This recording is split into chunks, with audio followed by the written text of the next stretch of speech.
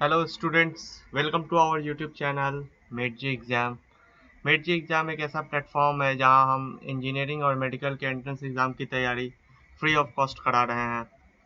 और इस प्लेटफॉर्म पे मैं आपको पढ़ा रहा हूं मैथमेटिक्स। तो आज हम लोग करने जा रहे हैं कुछ problems that is related to slope and angle between two lines, इसके बारे में भी पढ़ेंगे। तो लेट्स स्टार्ट। हम लोग प्रॉब्लम करना शुरू करते हैं।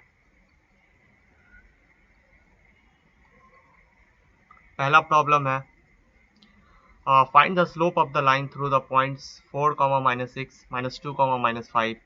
ये दो पॉइंट्स दिया हुआ है। ये पॉइंट दिया हुआ है, दोनों का कोऑर्डिनेट्स दिया हुआ है। मैंने ए मान लिया 4, -6 और बी को मान लिया -2, -5। स्लोप निकालना है।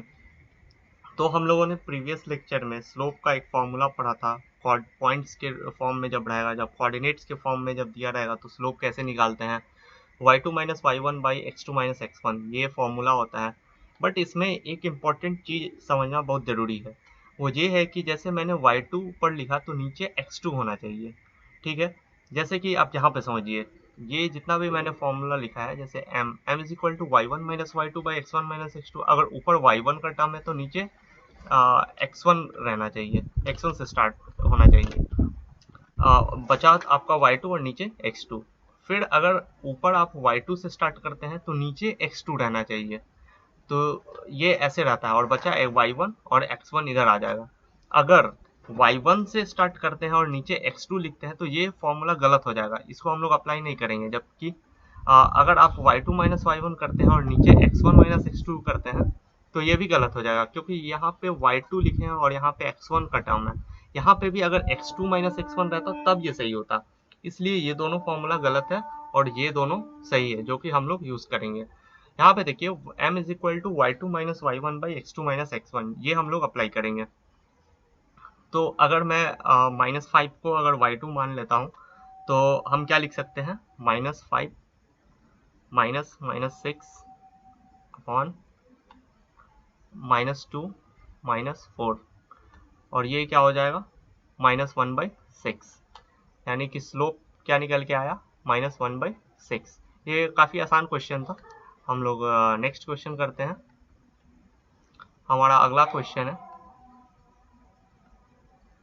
नेक्स्ट क्वेश्चन है, determine lambda so that 2 is the slope of the line through 2, 5 and lambda, 3। मान लो कि पॉइंट ए का कोऑर्डिनेट 2, 5 है, पॉइंट बी का कोऑर्डिनेट लैम्डा, 3 है, और यहाँ पे स्लोप गिवन है, 2 इज द स्लोप। तो m इज इक्वल टू 2 और हम लोगों को लैम्डा निकालना है, जो कि यहाँ पे अननोन है। तो m इज इक्वल टू 2, तो हम लोग ऐसे लिखते हैं m इज इक्वल टू 2, और स्लोप हम लोग लिखते हैं m की जगह, वो क्या हो जाएगा, y one minus y two by x one minus x two, तो 5-3/2 minus lambda is equal to 2। तो यहाँ पे क्या आ जाएगा, ये हो जाएगा 2/2 minus lambda is equal to 2। Second में इसको ठीक कर देता हूँ, ये 2 माइनस लैम्डा है, तो ये 2 से 2 कैंसिल हो जाएगा और लैम्डा की वैल्यू आ जाएगी 1। तो यहाँ से हम लोग लैम्डा फाइंड आउट कर लिए। ये भी काफ़ी इजी क्वेश्चन था। मैं ये प्रॉब्लम आपको स्टार्टिंग में इसलिए करा रहा हूँ ताकि आपका कंसेप्ट क्लियर हो, फिर हम लोग स्लोली हम लोग टफ क्वेश्चन की तरफ बढ़ेंगे। तो अगला क्वेश्चन हम लोग करते हैं।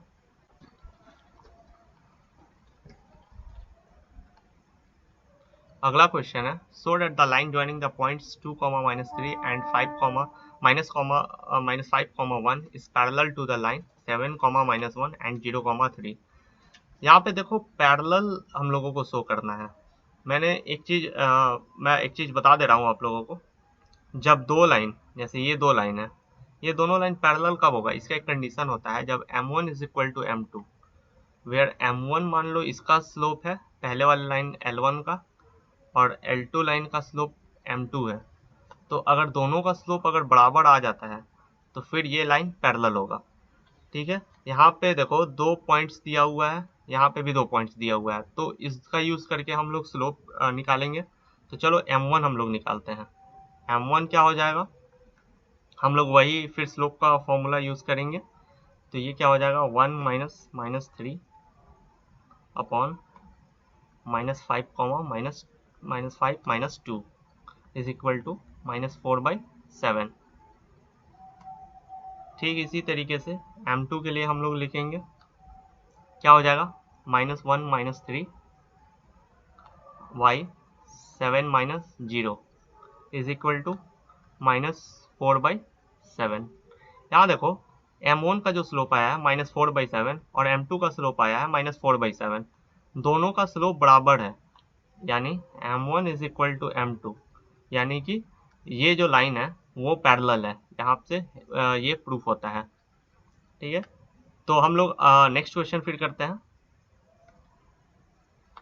अगला क्वेश्चन है, for what value of k points k, 2 - 2k, -k+1, 2k and -4 - k, 6 - 2k are collinear.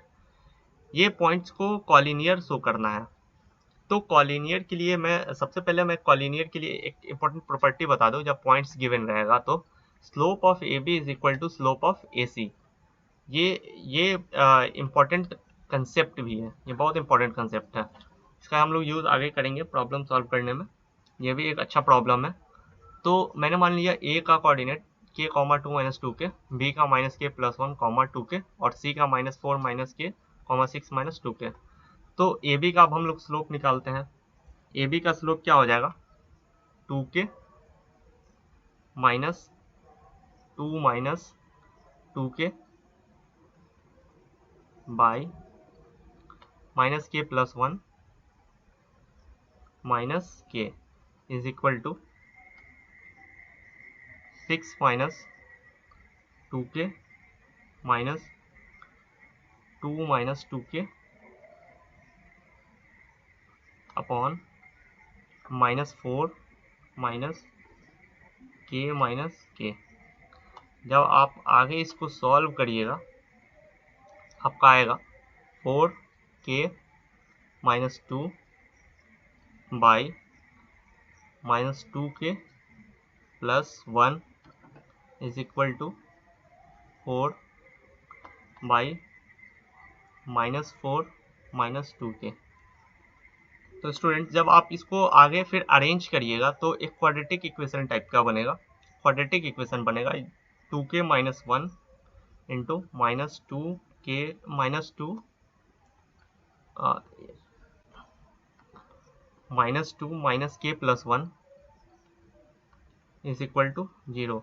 जब आप इसको सॉल्व करिएगा तो k का वैल्यू आएगा एक 1/2 और एक आएगा -1। बट -1/2 को जब आप पुट करिएगा तो वो डेनोमिनेटर में 0 आ जाएगा। डेनोमिनेटर में अगर कोई भी चीज़ 0 आ जाता है तो वो इन्फिनिटी हो जाता है, यानी अनडिफाइन हो जाता है। ये अनडिफाइन हो जाएगा, इसलिए हम लोग -1/2 को नहीं लेंगे, हम लोग -1 को लेंगे। तो k का वैल्यू हमारा क्या आ जाता है, -1। ये अच्छा क्वेश्चन था। हम लोग अगला क्वेश्चन करते हैं। नेक्स्ट में थ्योरम है, एक इम्पॉर्टेंट कंसेप्ट है जो कि हम लोग सीखेंगे। थ्योरम क्या है, the acute angle between the lines having slope m1 and m2, m and m1 slope m and m1 and m2 is given by theta equal to tan inverse m1 minus m2 by 1 plus m1 into m2। मान लो कि ये एक line L है, ये line L dash है और दोनों के बीच का एंगल थीटा बन रहा है, दोनों का बीच का एंगल थीटा बन रहा है। मान लो इसका स्लोप m1 हो गया और इसका स्लोप m2 हो गया और दोनों के बीच का एंगल थीटा बन रहा है। तो जो थीटा बन रहा है अगर उसका निकालने का फॉर्मूला होता है tan theta is equal to, यहाँ पे मैं लिख दे रहा हूँ m1 minus m2 by 1 plus m1 into m2 और ये मॉड में रहता है। तो वही मैंने लिखा है। फिर theta is equal to tan inverse m1 minus m2 by 1 plus m1 into m2 जो मैंने यहाँ पे लिखा है। कुछ कोरोलरीज है, कुछ इंपॉर्टेंट कोरोलरीज है, वो ये है, if two lines whose slope are m1 and m2 are parallel then m1 is equal to m2। मान लो कि जैसे ये दो लाइन है, ठीक है, दोनों लाइन का पैरेलल का कंडीशन क्या होता है, अगर इसका स्लोप m1 है इसका स्लोप m2 है तो m1 is equal to m2। ये इंपॉर्टेंट कंसेप्ट है, आप लोगों को याद होनी चाहिए। अगर मान लो दो लाइन परपेंडिकुलर है, ये अगला मैं समझा रहा हूँ। If two lines whose slope are m1 and m2 are perpendicular then m1 into m2 is equal to -1। दो लाइन है मान लो कि दोनों परपेंडिकुलर है, जैसे ये दोनों परपेंडिकुलर है, अगर इसका स्लोप m1 है और इसका स्लोप m2 है तो दोनों का प्रोडक्ट -1 के बराबर होगा। m1 into m2 is equal to -1। अगर आप लोगों को m1 दिया हुआ है और दो लाइन परपेंडिकुलर है और m2 निकालने के लिए बोलेगा तो सीधे हम लोग -1/m1 लिख देंगे। ठीक है, ये इंपॉर्टेंट कंसेप्ट है। फिर इससे रिलेटेड हम लोग कुछ क्वेश्चन भी करेंगे। तो पहला क्वेश्चन क्या है, find the angle between the lines joining the points 0, 0, 2, 3 and 2, -2, 3, 5। तो हम लोग सबसे पहले कंसीडर कर लेंगे कि ए 0, 0 है, बी 2, 3 है, सी 2, -2 है, डी 3, 5 है और थीटा हम लोगों को निकालना है, एंगल बिटवीन द लाइंस। तो हम लोग वही फॉर्मूला यूज करेंगे, tan theta is equal to m1 - m2/1 plus m1 into m2। लेकिन उससे पहले m1 और m2 का वैल्यू हम लोगों को पता होना चाहिए। जैसे मान लो ये थीटा एंगल बन रहा है, तो पहले हम लोग m1 निकालेंगे, फिर m2 निकालेंगे। तो m1 क्या हो जाएगा, m1 इज इक्वल टू 3/2, सीधे 3 - 0, 2 - 0, और m2 क्या हो जाएगा, m2 हो जाएगा 5 -2 अपॉन 3 - 2 इज इक्वल टू 7। फिर हम लोग tan theta is equal to formula में पुट करेंगे, मॉड 3/2 -7 बाई 1 प्लस 3/2 इंटू 7। जब हम लोग इसको सॉल्व करेंगे तो आएगा क्या, 11/23। और ध्यान दीजिए एंगल यहाँ बोल रहा है और एंगल थीटा होता है, तो theta is equal to tan inverse 11/23 answer आ जाएगा। This will be the answer. फिर हम लोग नेक्स्ट क्वेश्चन करते हैं। नेक्स्ट क्वेश्चन क्या है, the angle between two lines is π/4 and the slope of one of them is 1/2, find the slope of the other line. जैसे ये देखो, ये दो लाइन है, दो लाइन के बीच का एंगल π/4 है, एक का स्लोप 1/2 दिया हुआ है और दूसरे का स्लोप निकालने के लिए बोलता है। तो theta is equal to π/4, m1 1/2 और m2 निकालना है। बहुत ही आसान क्वेश्चन है और बहुत ही अच्छा क्वेश्चन है, कंसेप्चुअल क्वेश्चन है। tan थीटा, थीटा की जगह π/4 रखेंगे हम लोग, इज इक्वल टू थीटा की जगह π/4 is equal to 1/2 minus m2/1 plus m2/2 हो जाएगा यहाँ पे। फिर जब हम लोग इसको आगे लिखेंगे, फिर 1 - 2 m2 अपॉन 2 प्लस m2। ठीक है, तो जब मॉड हटाएंगे हम लोग तो 1 - 2 m2 upon 2 plus m2 is equal to, ये +-1 आ जाएगा। +-1 इसलिए आएगा क्योंकि जब मॉड हटेगा तो फिर ये +-1 आ जाएगा। मैं इसका कंसेप्ट अलजेब्रा में बहुत अच्छे तरीके से आप लोगों को पढ़ाऊंगा। tan π/4 की वैल्यू 1 होती है, तो अब जब इसको सॉल्व करिएगा तो m का वैल्यू निकल के आएगा -1/3 या फिर और 3, या तो m2 का जो वैल्यू होगा, m2 का जो वैल्यू होगा या तो -1/3 होगा या फिर 3 होगा। यहाँ से तो फिर वो इजी हो जाता है सॉल्व करना। फिर m2 इज इक्वल टू -1/3 और 3, this will be the slope of other line.